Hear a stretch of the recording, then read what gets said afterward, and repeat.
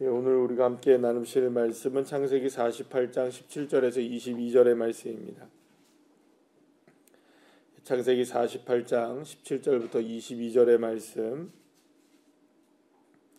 우리 함께 합독하시겠습니다. 요셉이 그 아버지가 오른손을 에브라임의 머리에 얹는 것을 보고 기뻐하지 아니하여 아버지의 손을 들어 에브라임의 머리에서 므낫세의 머리로 옮기고자 하여 그의 아버지에게 이르되 아버지여 그리 마옵소서. 이는 장자이니 오른손을 그의 머리에 얹으소서 하였으나 그의 아버지가 허락하지 아니하며 이르되 나도 안다 내 아들아 나도 안다. 그도 한 족속이 되며 그도 크게 되려니와 그의 아우가 그보다 큰 자가 되고 그의 자손이 여러 민족을 이루리라 하고 그날에 그들에게 축복하여 이르되 이스라엘이 너로 말미암아 축복하기를 하나님이 내게 에브라임 같고 므낫세 같게 하시리라 하며 에브라임을 므낫세보다 앞세웠더라. 이스라엘이 요셉에게 또 이르되 나는 죽으나 하나님이 너희와 함께 계시사 너희를 인도하여 너희 조상의 땅으로 돌아가게 하시려니와 내가 내게 내 형제보다 세겜 땅을 더 주었나니 이는 내가 내 칼과 활로 아모리 족속의 손에서 빼앗은 것이니라. 아멘. 할렐루야.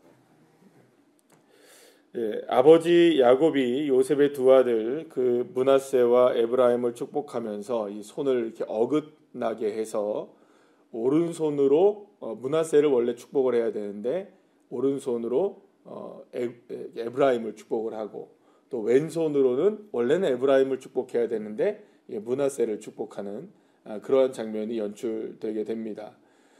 상당히 의도적으로 그런 것이었음을 오늘 이 시간 본문을 통해서 우리가 확인하게 되는데요. 오늘 본문에서 보시게 되면 이제 그 19절 말씀에 보면 나도 안다 내 아들아 나도 안다 이렇게 얘기를 합니다. 그러니까 지금 이렇게 손을 어긋나게 했던 이유를 그냥 눈이 어두워서 그냥 판단력이 흐려졌기 때문이 그런 것이 아니라 알고서 그 일을 행했다는 것을 분명하게 이제 그 야곱이 고백을 하게 됩니다.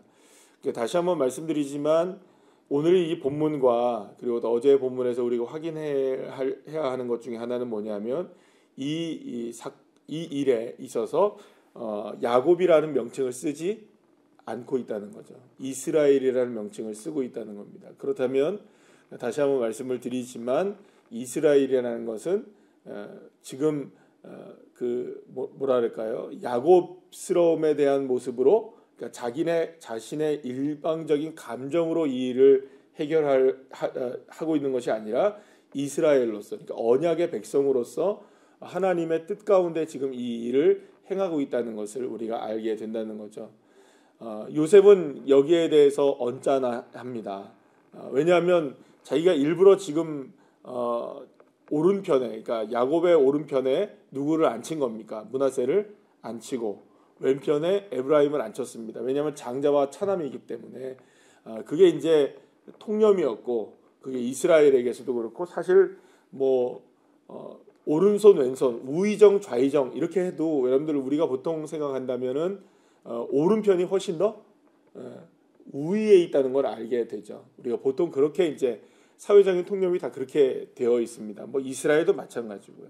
그래서 오른손이라는 의미를 가지고 있을 때는 하나님의 주권적인 역사 이게 훨씬 더 강력하기 때문에 하나님의 오른손이 우리를 붙든다라고 말했을 때 그 말씀 자체가 우리에게 그런 의미로 다가오게 된다는 것을 우리가 알게 되죠. 자, 그래서 사실은 이 요셉은 자신의 장자인 므낫세가 장자로서의 축복을 받기를 원했던 거죠. 자, 그런데 이 야곱은 이것을 알면서도 굳이 어긋나게 해서 눈이 지금 어둡잖아요, 그죠? 눈이 어두운데 분명히 요셉이 그렇게 할 것이라는 것을 알았던 거죠. 그러니까 왜냐하면 장남이 어디에 지금 있어야 한다는 걸 아는 겁니까?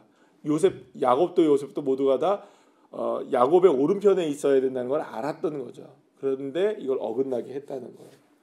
자, 그래서 이제 요셉이 이야기합니다. 이러면 안 됩니다. 장남을 이렇게 축복을 해주셔야지 어떻게 차남을 축복해 주십니까? 라고 이야기합니다. 지금 사실은 이 상황 속에서 보게 되면 므낫세나 에브라임 모두가 지금 다 축복을 받는 건 분명해 보이죠. 자, 그런데도 장남은 장남이어야 한다는 거예요. 자, 이게 장남이신 분들은 이해가 안 됩니다. 이 무슨 말이냐면 장남이시고 장녀이신 분들은 그 당연한 건데 왜 이렇게 됐을까라고 생각할지 모르지만 차남의 경우에는 이게 왜 당연하지라는 생각을 할 수밖에 없어요. 왜 그럴까요? 같은 자녀인데 누가 왜 장남이기 때문에 장남일까? 이게 누구의 생각일까요? 저 같은 차남은 이해를 하는 거예요. 이 장면을. 그러니까 장남들은 야 이거 좀 너무한데 라는 생각이 들지만 차남들은 굉장히 통쾌한 장면입니다. 와 이래야 되는데. 그러니까 사실은 어떻게 보면은 자신이 지금 경험하고 있는 위치에 따라서는 이 장면을 볼 때 다르게 바라볼 수도 있다는 걸 여러분 일단은 기억하시기를 바랍니다. 자, 그런데 중요한 거는 제가 지금 말하는 것처럼 차남의 바라보는 마음, 장남이 바라보는 마음 이걸 얘기하는 것이 아니고요. 굳이 이 야곱이 이렇게 해서 어긋나게 하는 것을 자기도 알면서 하게 되었던 이유, 그리고 또 에브라임을 더 앞세우죠. 지금 이렇게 하는 이유는 뭐냐면 어떻게 보면 지금 자신의 인생을 살아오면서 자신이 경험했던 바가 뭘까요? 이 찬양 컴플렉스에 갇혀가지고 사실은 야곱이 사실 그것 때문에 인생을 굉장히 힘들게 살았거든요. 그러니까 어떻게 보면 그렇잖아요. 지금까지 자신의 인생 가운데에서는 첫째가 되지 못하는 상황들을 계속 경험했던 거예요. 첫 번째가 되지 못하는 상황. 그런데 자신의 인생을 계속 무엇이 되기를 원했습니까? 첫 번째가 되기를 원했죠. 태어날 때부터, 뱃속에 있을 때부터, 태아 때부터 원래는 자기가 먼저 나오려고까지 했잖아요. 그죠? 그래서 형님의 발꿈치를 붙잡고 나오고 장남이지 않기 때문에 장자권을 가질 수 없었지만 장자권을 갖고 싶고 그죠? 좋아하는 것도 누구를 좋아합니까? 첫째를 아니라 딸 둘째를 좋아하죠. 라헬을. 그리고 자녀들 중에서도 쭉 위에 있는 10명의 자녀가 있는데도 11번째, 12번째만 좋아해요. 그죠? 그러니까 계속해서 무엇만 쫓아다닙니까, 사람이. 계속해서 첫째가 되기를 원하지만 계속 사랑하고 그 자리에 머무는 것은 둘째, 마지막. 첫째를 뭔가를 잡지를 못하고 살아가는 인생이었어요. 그러니까 살다 보니까 내 인생이 지금 그러면 실패했느냐? 지금 이 장면이 바로 앞에 서서 130세에 섰을 때 내 인생에 험악한 세월을 보냈다라고 이야기한 다음에 지금 죽기 직전이거든요. 17년 정도가 흐른 겁니다. 147세 정도가 된 나이예요. 그러니까 17년 전에는 어떻게 얘기했습니까? 험악한 세월을 살았다라고만 이야기했어요. 자, 근데 17년이 지나고 요셉이 애굽 땅에서 17년이 적은 세월은 아니죠, 그죠? 17년 정도의 세월을 살아낸 다음에 비로소 이제 더 확실하게 깨달은 건 뭐냐면 우리의 인생 가운데 둘째를 붙잡든 첫째를 붙잡든 우리가 붙잡는 것이 중요한 것이 아니라 하나님의 은혜가 훨씬 중요하다는 것을 알게 됐던 거예요. 그러면 자신이 살아왔던 인생을 쭉 돌이켜 볼 때, 반추해 볼 때에 에브라임과 므낫세와 에브라임이 있는데 므낫세와 에브라임 중에서도 그럴 가능성이 있다는 것을 바라보게 된 거죠. 그러니까 므낫세와 에브라임이 그런다는 게 아니고 이 두 사람의 형제들 속에서 이런 다툼이 일어나면 안 된다는 걸 안 거예요. 다툼은 누가 더 훨씬 더 여지를 많이 갖고 있을까요? 여러분들 장남보다? 예, 그렇습니다. 원래 말썽은 누가 피울까요? 막내들이 펴요. 예, 그런 경우들이 많아요. 물론 그렇다고 해서 막내들이 전부 다 그런 건 아닙니다. 둘째가 다 그런 건 아니에요. 예. 그런데 어떻게 보면 이런 부분에 있어서 사전에 이런 부분들을 야곱으로서는 에브라임을 축복함으로 인해서 야 너도 축복받은 존재야. 그러니까 장남은 그렇다고 해서 장남의 지위를 잃습니까? 안 잃습니까? 그렇다고 여러분 차남이 장남이 되지는 않죠. 그러니까 장남으로서는 와 이거 어떡하지? 라고 생각해서 야, 에브라임을 이거 어떻게 하지? 라는 생각을 그렇게 하지는 않을 것 같아요. 왜냐하면 우리가 성경을 보게 되면 지금 야곱이 살아왔던 인생 속에서 에서가 장남이죠, 그죠? 장자권을 뺏어서 부글부글 끓으면서 누구 죽이려고 합니까? 야곱을 에서가 죽이려고까지 하잖아요. 그래서 도망친 거 아니에요? 근데 죽입니까, 안 죽입니까? 안 죽여요. 장자로서 누릴 거는 자기가 다 누리며 살아요.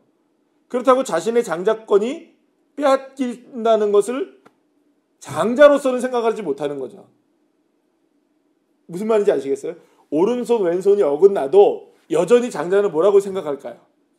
난 장자라고 생각하는 거예요. 왜냐면 장남은 장남이니까. 그럴 수밖에 없을 것 같아요. 그렇다고 장남이 갑자기 차남이 되고 그러진 않을 거 아니에요, 그죠?